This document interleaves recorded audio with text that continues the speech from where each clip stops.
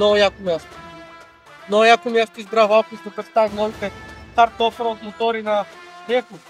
Hard Offroad линията на Реко се произвежда в Испания.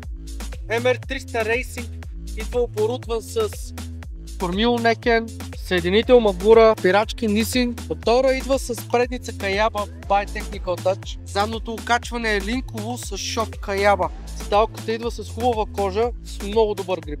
Racing серията идва с обръчи Excel, оборудване с копче за два режима на каране. Вторият мотор, който искаме да ви представим днес е Regio MR300 Pro.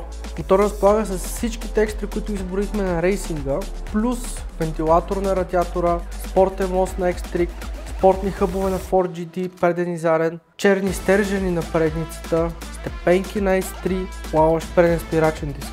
Това е флагмена на Hard Offroad линията на Regio. MR300 6 Days Аржентина. Мотора идва с абсолютно всички екстри, които ги има в Прото, плюс гард за двигателя на Cross Pro с протекция за линка, докомпонентен заден пиньон, резонатор на FMF Gnarly, таниево крайно гърне на FMF 2.1 и естествено линк на задното окачване.